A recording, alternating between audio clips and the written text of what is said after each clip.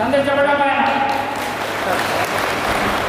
दादा दादा ఇది నాకు ఏజెన్సీలలో పని చేయడం అనేది 2018 సంవత్సరం నుంచి మరాఠీల రిజర్వేషన్ ప్రాంతంలో స్టార్ట్ చేసి 2 సంవత్సరాలు సబ్ కలెక్టర్గా పని చేసుకుంటూ ఇక్కడికి వచ్చాను. ఆయన దూరదర్శనంగా నాతో ఒకటే అంటే నేను ఇక్కడికి రావడం ప్రోగ్రామ్లో రావడం అది ఒక్కసారి స్టార్ట్ అయింది. అది ఒక్కసారి మాత్రమే కాదు, ఒకసారి పోయింది మళ్ళా వచ్చింది, మళ్ళా పోయింది మళ్ళా వచ్చింది, ఇంకొకసారి వస్తుంది అని చెప్తున్నాను. అంటే థర్డ్ వేవ్ అంటారు. ఇప్పటికే 8 రాష్ట్రాల్లో కేసెస్ పెరుగుతూ ఉన్నాయి. ఇంకా కొన్ని దేశాల్లో కూడా పెరుగుతుంది. థర్డ్ వేవ్ వస్తుందో లేదో మన చేతిలో లేదు. కానీ మనకి ఇక్కడ దాదాపు నేను ఫిబ్రవరి 2020 సంవత్సరంలో వచ్చాను. ఈరోజు మనం ఆగస్టు నెల ఉన్నాము. 20 నెలలో కానీ 18 నెలలో దాదాపు 15 నెల కరోనాలోనే పోయింది. సో చాలా తెలుసుకున్నా కూడా అంత సాధ్యం చేయలేకపోయాము. ఉదాహరణగా సత్య గారు చెప్పినట్టు, తర్వాత ఎంపీ గారు చెప్పినట్టు, కానీ ఇతర మనకి ముఖ్యమంత్రిగా ఇక్కడ జిల్లా సెక్రటరీ గారు ఉన్నారు, ఇందాక రోజు గారు కూడా చెప్పారు. మనకి ఎన్టీఆర్ ఇష్యూస్ ఉన్నాయి, ఇంకా భూ సంబంధించిన చాలా ఇష్యూస్ ఉన్నాయి. ఏజెన్సీ ఏరియాలో ఐటీడీ కోర్టు సివిల్ మ్యాటర్ ఏది ఉన్నా ఐటీడీ కోర్టు ఉంటే దానికి పరిష్కారం అవుతుంది. కానీ దాదాపు 1-2 నెలల తప్ప ఇంకా మా ఐటీడీ కోర్టు కూడా నడిచలేదు. కానీ ఇప్పుడు ఆగస్టు నెల నుంచి స్టార్ట్ అవుతుంది. సో మీరు కూడా ఇక్కడ ఎంతమంది ఉన్నారు, మీ డిస్ట్రిక్ట్లో ఎక్కడైనా అసలు ఈ సమస్య వచ్చినా మా డిస్ట్రిక్ట్ తీసుకువస్తే ఖచ్చితంగా మా కోర్టు పరంగా నోటీసెస్ ఎవరైతే కబ్జా చేసి ఉన్నారో వాళ్ళకి మేము ఇస్తాము. అదేవిధంగా త్వరలోనే చాలామంది ఏమంటున్నారంటే ఒక నోటీస్ ఇచ్చేస్తే అట్లా కాదు, ఒక చట్టం ప్రకారంగా అప్పగించాలంటే దానికి ఒక ప్రాసెస్ కూడా. ఉదాహరణగా ఎవరైతే కబ్జాదారు ఉన్నారు కానీ ఒక వ్యక్తి హత్య కూడా చేసిన అతనికి అయితే ఒక అవకాశం ఒకసారి వస్తుంది మన చట్టం. సో ఎవరైతే కబ్జా చేస్తున్నారో వాళ్ళకి ఎవరికి నోటీసెస్ ఇచ్చి ఆఫీస్కి పిలిపించి ఖచ్చితంగా మేము న్యాయం చేస్తాం. ఇప్పటికే మా కోర్టులో నేను వచ్చిన తర్వాత కనీసం 400 మందికి మేము నోటీసెస్ ఇట్లాంటి ట్రైబల్ వ్యక్తి యొక్క భూమిని కబ్జా చేసినందుకు నోటీసెస్ మేము ఆల్రెడీ ఇవ్వడం జరిగింది. త్వరలోనే కొన్ని ఏరియాస్ ఎవరికి ఉన్నాయి. ఇంకా 5 ఎకరాల గురించి మొదలు గారు చెప్పారు. 5 ఎకరాలు మాత్రమే కాదు, ఇలాంటి 100 ఎకరాల భూమి ఉంటే 100 ఎకరాల భూమికి ఒక ట్రైబల్ చేతిలో ఇప్పించే బాధ్యత మాది ఉంది. కాబట్టి మా కోర్టులో ఇలాంటి కేసెస్ని నడిపించి ఒక పక్కా విధంగా అయితే మనం పడబడిగా చేసి ఏమైనా ఆర్డర్ పాస్ చేసేస్తే వెంటనే పై కోర్టుకి వెళ్ళి అక్కడ నుంచి స్టేట్ కార్పొరేషన్ వచ్చి అవకాశం ఉంది. కాబట్టి పడబడిగా చేయకుండా మన చట్టంలో ఏదైతే రూల్స్ ఉన్నాయో, నిబంధనలు ఉన్నాయో దాని ప్రకారం నుండి ఖచ్చితంగా వచ్చి 6 నెలల్లో 5 ఎకరాల కన్నా ఎక్కువ భూమి ట్రైబల్ చేతిలో మేము అప్పిస్తాము. ఇందాక చాలా చదువు గురించి కూడా చెప్పడం జరిగింది. సో చదువు గురించి చెప్పాలంటే నేను కూడా ఇక్కడ ఉన్నాను చదువు వల్ల. సో ఒక చికిటీ ప్రాంతం చికిటీ ఉంటే చికిటీలో వెలుగు కావాలంటే చదువు ద్వారానే వస్తుంది.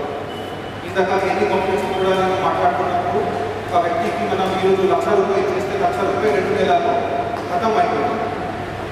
3 నెలలు 10 లక్షలు ఇచ్చినా కూడా ఒక సంవత్సరం వరకు 2 సంవత్సరాలు ఖతం అయిపోయింది. కానీ ఒక సరైన చదువు చేస్తే జీవితం అంతా అది మెరుగైంది. ఉదాహరణగా చెప్పాలంటే సరే మనకి స్కూల్ అయితే ఇప్పుడు ఓపెన్ లేదు, పిల్లలు స్కూల్కి రావట్లేదు. కానీ మనం ఒక రకంగా ఏజెన్సీ ఏరియాలో చదువు గురించి చెప్పాలంటే మన పిల్లలు 2 సబ్జెక్ట్స్లో చాలా చదువుతున్నారు. ఒకటేమో గణిత సబ్జెక్ట్లో చదువుతున్నారు, ఇంకొకటి ఇంగ్లీష్ భాషలో చదువుతున్నారు. ఇప్పుడు ఏ కాంపిటేటివ్ ఎగ్జామ్ అయినా దాంట్లో అది 2 సబ్జెక్ట్స్ మాత్రమే ఎక్కువ ఆడుతుంది. ఏంటి? మ్యాథ్స్ అండ్ ఇంగ్లీష్, గణిత్ ఆర్ ఇంగ్లీష్ ఉంటారు. సో మన స్కూల్కి విజిట్ చేసేటప్పుడు కూడా ఒక ఫ్యాక్ట్గా నేను గమనించాను. ఆ ఫ్యాక్ట్ అనేది చాలా మటుకు మన టీచర్స్ కూడా కొంత 2 సబ్జెక్ట్స్ కొంత వీకున్నారు. సో టీచర్ ఈ 2 సబ్జెక్ట్స్లో పర్ఫెక్ట్ అయితేనే మన పిల్లలు పర్ఫెక్ట్ అవుతారు. ఆ ఉద్దేశంతోనే మన ఐటీడీ ఒప్పుకుంటాం. మొత్తం 4 జిల్లాలో ఎవరైతే మ్యాథ్స్ అండ్ ఇంగ్లీష్ టీచర్ ఉన్నారో వాళ్ళు ప్రతిరోజు వాళ్ళకి వాట్సాప్ ద్వారా ప్రతిరోజు వాళ్ళకి ఒక పిల్లలు, నేను ఒక టీచర్గా వాళ్ళు ఒక స్టూడెంట్గా ప్రతిరోజు హోంవర్క్ ఇవ్వడం జరుగుతుంది. మీ దృష్టిలో ఎవరైనా ఆశ్రమ స్కూల్లో టీచర్ మ్యాథ్స్ అండ్ ఇంగ్లీష్కి ఉంటే మీరు ఈరోజు కూడా నాకు ఛాలెంజ్ ఉంది, మీరు అడగవచ్చు. ఈయో గారు టీచర్గా ప్రతిరోజు అక్కడ హోంవర్క్ ఇస్తున్నారా లేదా, తర్వాత హోంవర్క్ ఇచ్చిన తర్వాత హోంవర్క్ని వాళ్ళు సాల్వ్ చేస్తున్నారా లేదా వాట్సాప్ గ్రూప్ ద్వారా మానిటర్ చేయడం జరుగుతుంది. అట్లా ఎందుకు అంటే మనకి స్కూల్ ఓపెన్ అయిన తర్వాత బహుశా నేను ఎక్కడ ఉండదు, వేరే చోట ట్రాన్స్ఫర్ అయినా వెళ్ళిపోవచ్చు. కానీ టీచర్ ఎవరైతే లాస్ట్ 6 monthsలో ప్రతిరోజు హోంవర్క్ చేస్తున్నారు వాళ్ళు ఖచ్చితంగా పిల్లలకి ఒక సరైన మాధ్యమం ద్వారా పిల్లలకి నేర్పిస్తే ఖచ్చితంగా 10th క్లాస్ పాస్ అయిన తర్వాత మన పిల్లలు 2 సబ్జెక్ట్స్లో వీక్గా ఉండదు. అప్పుడు ఎంత పెద్ద ఎగ్జామ్ అయినా ఐఐటీ ఎగ్జామ్ కానివ్వండి, కానీ నీట్స్ ఎగ్జామ్ కానివ్వండి, నీట్ ఎగ్జామ్ కానివ్వండి, ఏ ఎగ్జామ్ అయినా దాంట్లో ఖచ్చితంగా పాస్ అవుతారు. ఇది 2 సబ్జెక్ట్స్లో భయం ఉండడం వల్ల మనకి చాలా మంది పిల్లలు వెనుక ఉన్నారు. ఇంకా ఇది కూడా న్యూస్పేపర్లో చదివి ఉంటారు, మన తెలంగాణ రాష్ట్రంలో దాదాపు 50,000 వేకెన్సీస్ ఉన్నాయి. 50,000 వేకెన్సీస్ కూడా అది అన్ని డిపార్ట్మెంట్, ఐటీ కూడా ఉంది, శిక్షా డిపార్ట్మెంట్ కూడా ఉంది, పోలీస్ డిపార్ట్మెంట్లో అయితే ఎక్కువ ఉంది. అట్లాంటి అన్ని డిపార్ట్మెంట్కి కొంతమంది గవర్నమెంట్ నుంచి నోటిఫికేషన్ కూడా రావాలి. నోటిఫికేషన్ ప్రకారంగా ముందు పోలీస్ డిపార్ట్మెంట్ సీట్స్ చేస్తారు. సో సెకండ్ ఫేజ్ కూడా కాకుండా మేము ఐటీలో 500 డబుల్ పిల్లలు గుర్తించి వాళ్ళని మహిళలు అయితే ఐటీటీ ఉట్మూరులో, ఎన్ని కాంప్లెక్స్లో, తర్వాత అబ్బాయిలు ఉంటే ఐటీసీ ఇంకోటాలు దాదాపు 500 మందిని ఐడెంటిఫై చేసి వాళ్ళకి ట్రైనింగ్ కూడా స్టార్ట్ చేశాము. మధ్యలో కరోనా రావడం వల్ల అది ఆపాల్సి వచ్చింది. కానీ మళ్ళీ మనకి పర్మిషన్ ఎప్పుడైతే వస్తుందో ఓపెన్ చేయడానికి ఆ రోజు నుంచి మళ్ళీ 500 మంది పిల్లలు ఎవరైతే ఉన్నారో అందరూ ట్రావెలింగ్ కావాలి వాళ్ళకి ఉచితంగా ట్రైనింగ్ ఇచ్చే బాధ్యత మాది.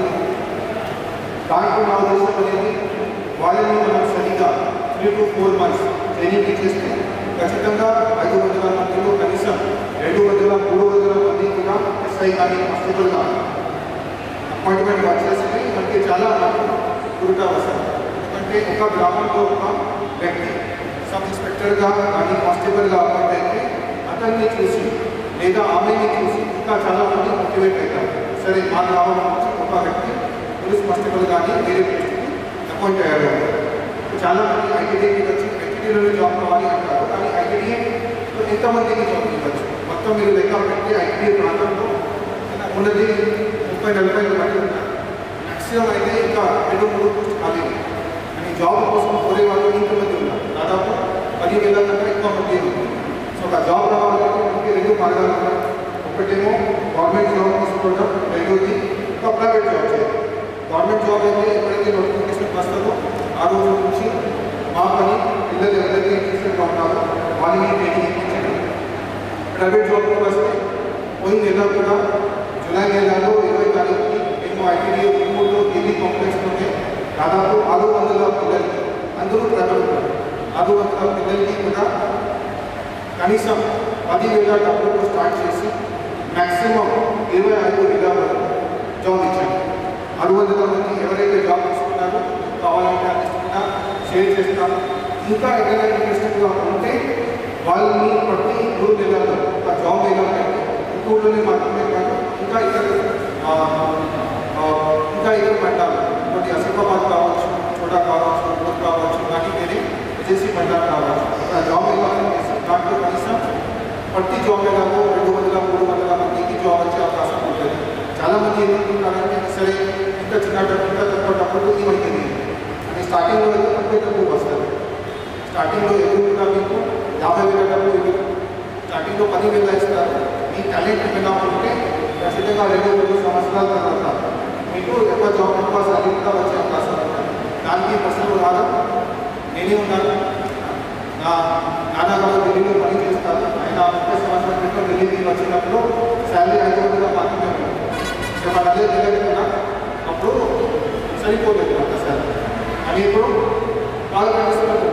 అని 1 సంవత్సరం అది సరి అయినా 1 సంవత్సరం కాదు, కొంత అయితే టైం పడుతుంది. మనం కొంత టైం ఇచ్చినంత ఎక్కువ ఉంటే మనకి తెలంగాణ రాష్ట్రంలోనే దేశంలోనే 4వ స్థాయిలో ఎంత పెద్ద పట్టణం ఉంది హైదరాబాద్. ఆ హైదరాబాద్కి రావాలంటే చాలామంది ప్రతి సంవత్సరం ఢిల్లీ, ముంబై, మహారాష్ట్ర, కర్ణాటక, యూపీ వేరే రాష్ట్రాల నుంచి లక్షల మంది వచ్చి ఇక్కడికి పని చేస్తారు. మన వాళ్ళు కూడా హైదరాబాద్కి వెళ్ళి పని చేయవచ్చు. అంతర్గత ఆలోచన ఉంటే, అంతర్గత ఆసక్తి ఉంటే ఈజీగా మన ప్రైవేట్ సెక్టర్లో ఎవరైతే ప్రైవేట్ సెక్టర్కి వెళ్ళాలనుకుంటున్నారో వాళ్ళు ప్రైవేట్ సెక్టర్లో పని చేసుకోవచ్చు. ఎవరైతే గవర్నమెంట్ సెక్టర్లో పని చేయాలనుకుంటున్నారో వాళ్ళు గవర్నమెంట్ సెక్టర్లో ట్రైనింగ్ ఇచ్చి జాబ్ ఇచ్చే బాధ్యత వాళ్ళు. ఒక ఆసక్తికర విషయం చెప్తాను. నిన్నమ్మలో ఒక పుస్తకం చదివేటప్పుడు దాంట్లో ఏమవుతుంది అంటే మనకి మానవ సమాజం మానవ చరిత్ర 70,000 సంవత్సరాల క్రితం స్టార్ట్ అయింది. ఇక్కడి నుంచి ఆఫ్రికా నుంచి స్టార్ట్ అయింది. అంటే మనం అందులో ఆఫ్రికా నుంచి 70,000 సంవత్సరాల క్రితం ఇక్కడికి వలసాయి వచ్చాము. సో 70,000 సంవత్సరాల క్రితం ఫస్ట్ గ్రూప్ అనేది అప్పుడు ఒక గోండ్వానా లైన్ అనేది ఇక్కడి నుంచి కాదు ఒక 1,40,000 సంవత్సరాల నుంచి గోండ్వానా లైన్ అనేది పెరుగుతుంది. అప్పుడు కూడా వాళ్ళు ఆఫ్రికా నుంచి మొదలుపెట్టి అట్లా నడుచుకుంటూ ఫస్ట్ హడప్పాకి వచ్చారు. హడప్పా అనేది ఇక్కడ నార్త్ ఇండియాలో ఉంది. హడప్పాకి కొన్ని సంవత్సరాలు అక్కడ ఉండి మళ్ళీ సౌత్కి వచ్చారు. సౌత్కి వచ్చే వాళ్ళు ఎవరు ఉన్నారు? వీరందరూ మనకి ఒక గౌరవశాలి చరిత్ర ఉంది. గౌరవశాలి చరిత్రం అనేది హడప్పా సివిలైజేషన్ అనేది ప్రపంచంలోనే హడప్పా సివిలైజేషన్ కన్నా బిగ్గెస్ట్ కానీ ఇంకా మంచి సివిలైజేషన్ ఇక్కడ కూడా ఏర్పడలేదు. మన ప్రాచీన సముద్రాల్లో ఒక జాబితా తయారు చేస్తే జాబితాలో హడప్పా సివిలైజేషన్ అనేది ఫస్ట్ పేరు వస్తుంది మొత్తం ప్రపంచంలో. హడప్పా సివిలైజేషన్ నుంచి వీరందరూ ఇక్కడికి వచ్చారు. దానికి సాక్ష్యం అనేది ఏంటి? సో మీరు మాట్లాడే కొన్ని భాషలు, అదేవిధంగా తమిళ భాషలు, అదేవిధంగా హడప్పాలో మాట్లాడే భాషలు చాలా వర్డ్స్ కామన్గా ఉన్నాయి. సో మనకి ఒక బంగారు చరిత్ర ఉంది. ఇంకా మన సంస్కృతిని కాపాడుకుంటూ అదేవిధంగా మన నీతిలో ఎవరైతే ఉన్నారో వాటిని కాపాడుకుంటూ మనం ముందుకు వెళ్ళాలి. సమస్య అయితే చాలా ఉన్నాయి. మీరు మా దృష్టికి 100 సమస్యలు తీసుకోవస్తే 100 సమస్యల్లో 10 సమస్యలకి వెంటనే పరిష్కారం చేయగలుగుతారు. కొన్ని మా చేతిలో ఖాళీలు ఉంటాయి. వాటిని ఖచ్చితంగా గవర్నమెంట్ దృష్టికి తీసుకువెళ్తాం. ఈ మధ్య కాలంలో కరోనా వల్ల కూడా మనకి చాలా మంచి సమస్య వచ్చింది. ఒక సంవత్సరం తర్వాత అంటే వచ్చే రిజల్ట్ వరకు సమస్య మొత్తం పోతుంది. అట్లానే